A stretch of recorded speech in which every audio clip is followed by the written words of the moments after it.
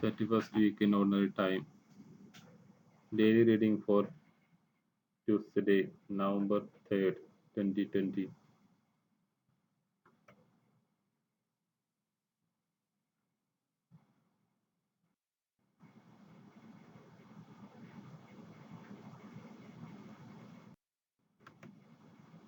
ഒന്നാം വായന ഫിലിപ്പ് എഴുതിയ ലേഖനം അധ്യായം 2. യേശുക്രിസ്തുവിനുണ്ടായിരുന്ന ഈ മനോഭാവം നിങ്ങളിലും ഉണ്ടാകട്ടെ. ദൈവത്തിന്റെ രൂപത്തിലായിരുന്നെങ്കിലും അവൻ ദൈവവുമായുള്ള സമാനത നിലനിർത്തേണ്ട ഒരു കാര്യമായി പരിഗണിച്ചില്ല. തന്നെ തന്നെ ശൂന്യനാക്കിക്കൊണ്ട് ദാസന്റെ രൂപം സ്വീകരിച്ച് മനുഷ്യരുടെ സാദൃശ്യത്തിലായി തീർന്ന് ആകൃതിയിൽ മനുഷ്യനെ പോലെ കാണപ്പെട്ടു. മരണം വരെ, അതേ കുരിശുമരണം വരെ അനുസരണമുള്ളവനായി തന്നെ തന്നെ താഴ്ത്തി. ആകയാൽ ദൈവം അവനെ അത്യധികം ഉയർത്തി എല്ലാ നാമങ്ങൾക്കും ഉപരിയായ നാമം നൽകുകയും ചെയ്തു.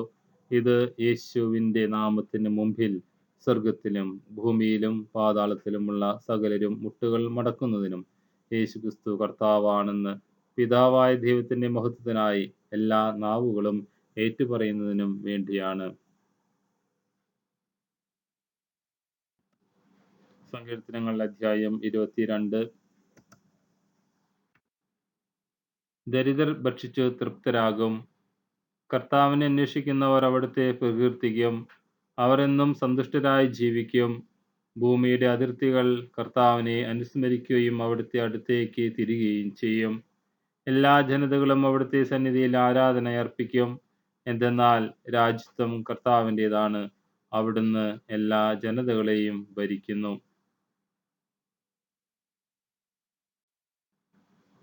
ഭൂമിയിലെ അഹങ്കാരികൾ അവിടുത്തെ മുൻപിൽ കുമ്പിടും.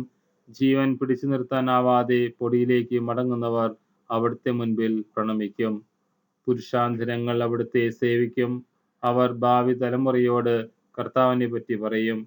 ജനിക്കാനിരിക്കുന്ന തലമുറയോട് കർത്താവാണ് മോചനം നേടിത്തന്നതെന്ന് അവർ ഉദ്ഘോഷിക്കും.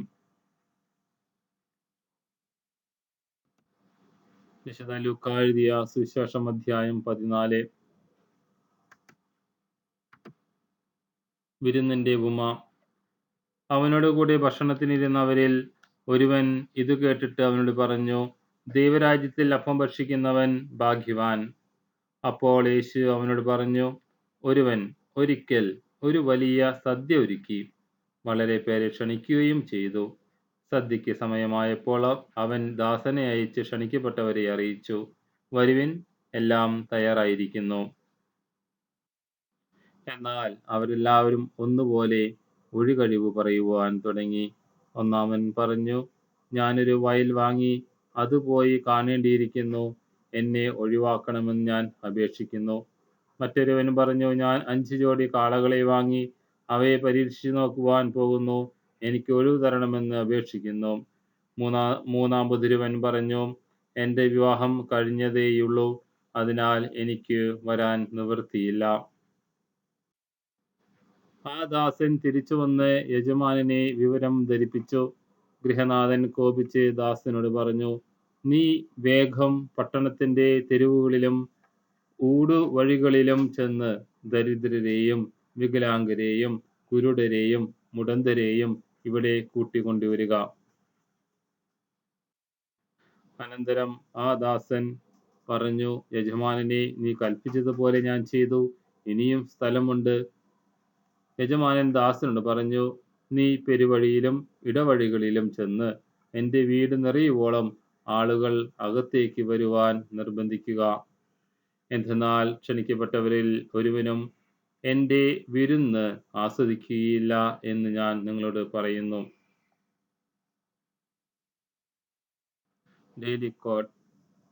The most powerful thing in the life is our thinking, which has the ability to change any situation.